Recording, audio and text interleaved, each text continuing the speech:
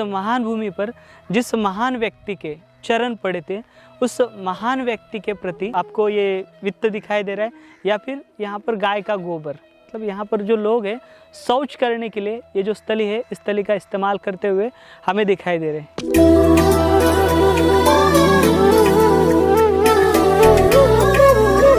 सुब्बबुद्धं पबुज्जन्ति सदा गौतमा सावका एसं दिवाचरतोच निच्चं बुद्धगता सती। जिसकी दिन रात हर समय बुद्ध विषयक स्मृति बनी रहती है, वे गौतम भगवान बुद्ध के श्रावक सदैव भली भांति प्रबुद्ध जागृत बने रहते हैं।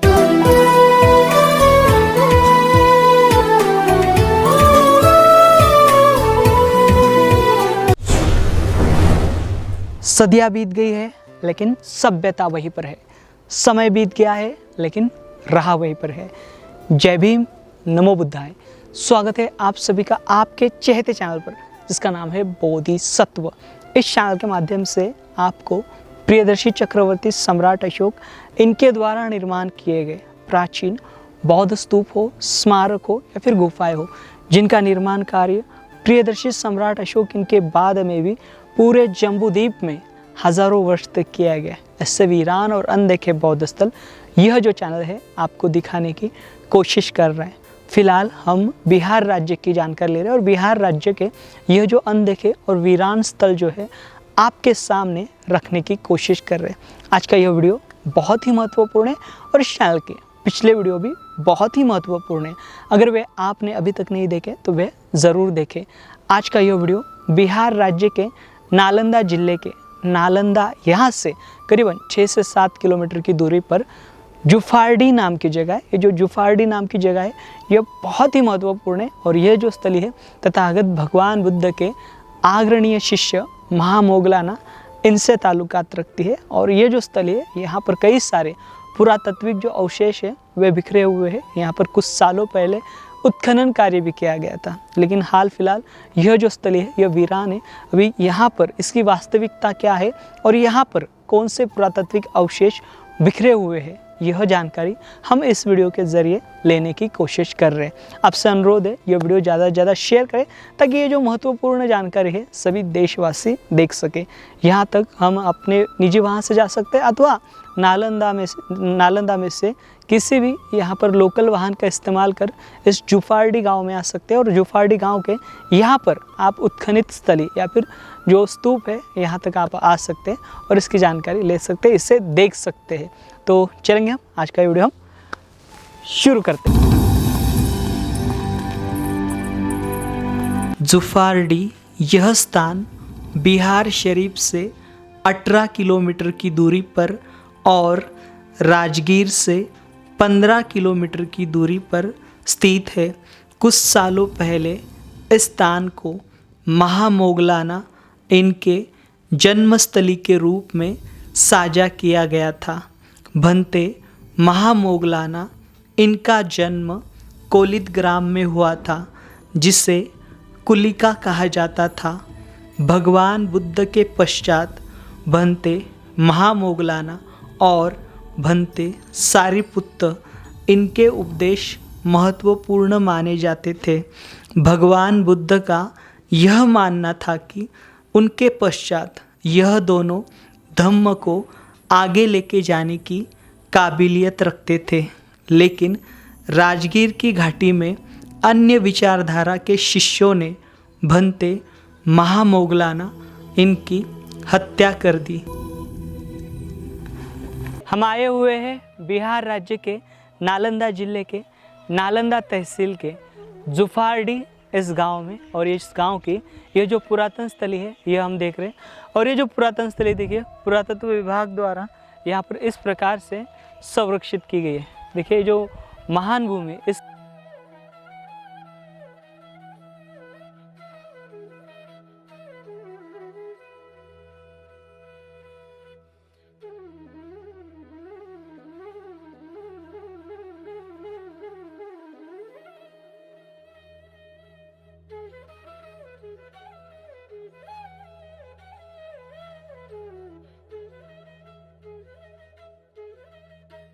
ये देखिए इसको दीवार तो मार दी गई है, लेकिन यहाँ पर जिस प्रकार से इसका संरक्षण होना चाहिए था उस प्रकार से जो स्थली है, स्थली का संरक्षण नहीं हुआ है। और ये अति महत्वपूर्ण ऐसी स्थली आज इस प्रकार से, अब देखिए आप यहाँ पर पेड़ पौधे तो पूरे दिखाई देते हैं, लेकिन यहाँ पर ये जो पूरा इसका ये है, मतलब यहाँ पर जो इसको संरक्षित किया गया, यहाँ पर से पूरी तरीके से मानवीय जो स्वच्छ है, शौचालय जो है मानव ने किया हुआ, वह हमें दिखाई देता है। और इस पूरे स्मारक पर, यानी यहाँ पर जो विहार पाया गया था या फिर यहाँ पर जो स्मारक पाया गया था, इस पूरे स्मारक पर यहाँ पर हमें ये दिखाई देता है।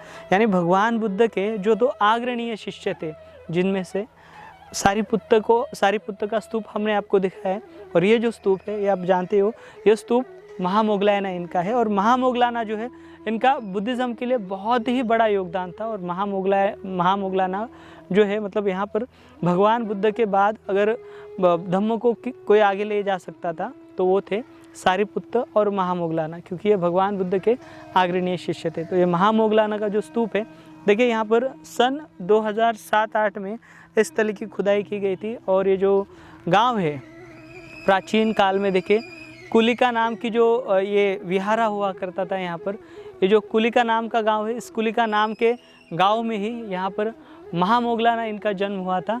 और ये जो स्थली है, इस स्थली पर विहार और साथ ही साथ स्तूप थे। लेकिन अभी आप ये देख पा रहे हो, यहाँ पर उत्खनन किया गया और इससे बाद में ऐसे ही छोड़ दिया, इसके ऊपर कोई इम्प्लीमेंट नहीं किया गया। आप यहाँ पर इसकी ये ईंटें देख पा रहे हो स्मारक की। और इस पूरे स्मारक पर अभी देखिए कि माउंट है, इस माउंट पर यहाँ पर लोगों द्वारा जो है बहुत ज़्यादा इसको डैमेज किया गया, या फिर यहाँ पर जो लोग हैं इसका सही से इस्तेमाल नहीं करते। इस स्मारक को गेट ना होने के कारण, इसकी सुरक्षा ना होने के कारण इस स्मारक पर यहाँ पर लोगों ने शौच किया हुआ हमें दिखाई देता है। ये देखिए, ये यहाँ पर आपको ये देखिए सर्कुलर दिखाई दे रहा है, लेकिन यहाँ पर विहार के अवशेष मिले हैं पूरे, आपको आगे दिखाई देगा। जहाँ पर उत्खनन हुआ है वे दिखाएंगे आपको। आइए आगे।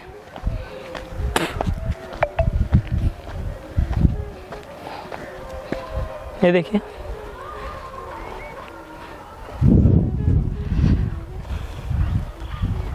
अभी हम यहाँ पर ये जो खुदाई स्थली है जहाँ पर उत्खनन किया गया था, उस स्थली पर आए हुए। देखिए इस प्रकार से यहाँ पर ये जो माउंट है, ये जो पूरा प्राचीन विहार है, इस विहार की जो खुदाई यहाँ से की गई थी इस प्रकार से, और इसे इस प्रकार से खुला छोड़ दिया गया। अभी फिर से यहाँ पर मिट्टी भर गई है। और दूसरी ओर इसके दूसरे हिस्से में देखिए, यहाँ पर हमें ईंटों का ढांचा आमतौर पर दिखाई देता है। देखिए यहाँ पर ईंटें आप देख सकते हो। तो यहाँ के और वहाँ की देखिए, वो निचला स्तर है इस महाविहार का, बड़ा संग्राम हुआ करता होगा। और साथ ही साथ इसके अंदर स्तूप के भी अवशेष उस समय पर रहे होंगे। इसको तो बेसिकली जो यहाँ के लोग हैं इसको महामोगलाना का स्तूपा के नाम से कंसिडर करते हैं। अभी देखिए यहाँ पर शेष आपको दिखाने के लिए यहाँ पर कुछ नहीं है, सिवाय ये जो पूरा भी स्मारक जो है वह पहले भी खंडर था और आज भी यह खंडर के रूप में हमें दिखाई देता है।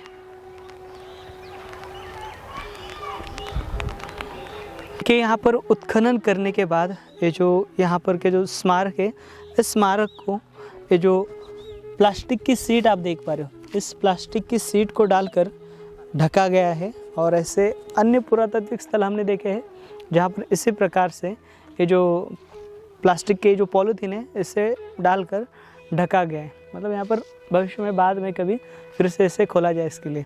यहाँ पर देखिए आपको इस तली पर इस प्रकार के red ware, black ware, NBPW, ये जो मतलब यहाँ पर जो अवशेष है, ये अवशेष यहाँ पर से मतलब पाए दिखाई देते हैं इस तली पर।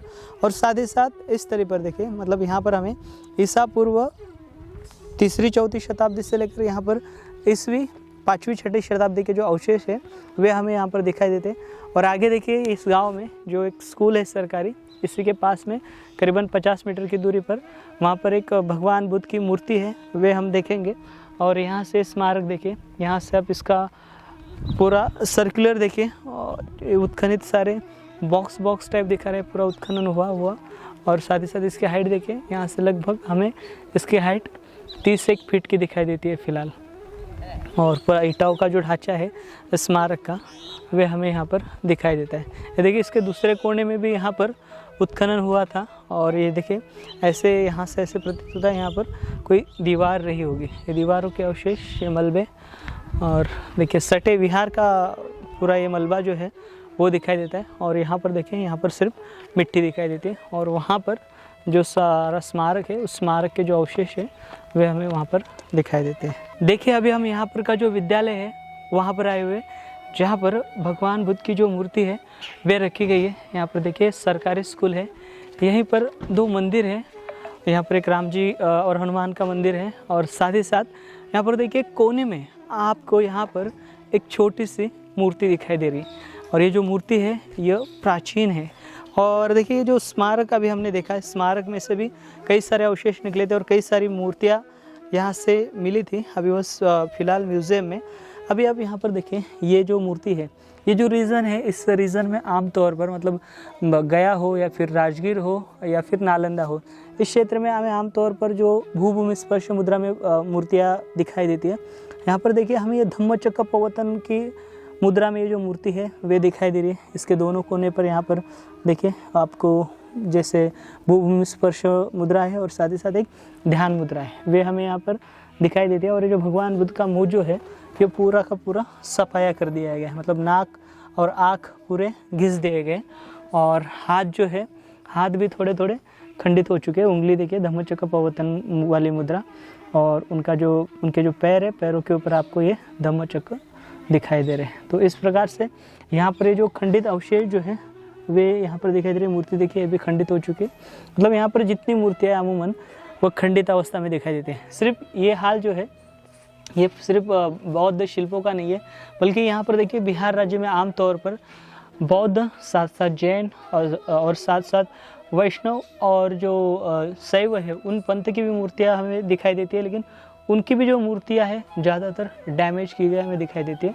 और अक्सर यही कहा जाता है कि ये जो मूर्तियाँ हैं ये इन मूर्तियों को क्षति जो है लगभग 12वीं-13वीं शताब्दी में जो यहाँ पर मतलब एक तो खिलजी जो है, खिलजी या फिर मोहम्मद, इनके माध्यम से इनको डैमेज किया गया है। फिर या फिर जो मूवमेंट निकाली गई थी उस समय पर, मतलब मूर्ति पूजा के खिलाफ, उस समय पर ये जो सारे स्मारक है ये शायद से मिटा दिए गए, ऐसे जानकारी मिलती है। देखिए वैन संघ ने इस स्थली पर यात्रा की थी और उन्होंने इस स्थली का जो वर्णन है वह किया था। और ये कुटिल ग्राम या फिर कुली का ये जो नगरी है, इस नगरी का वैभव जो है उनके माध्यम से देखा गया। तो साथियों मिलेंगे अगले वीडियो के साथ, अगले जानकारी के साथ, तब तक आप अपना ख्याल रखिए।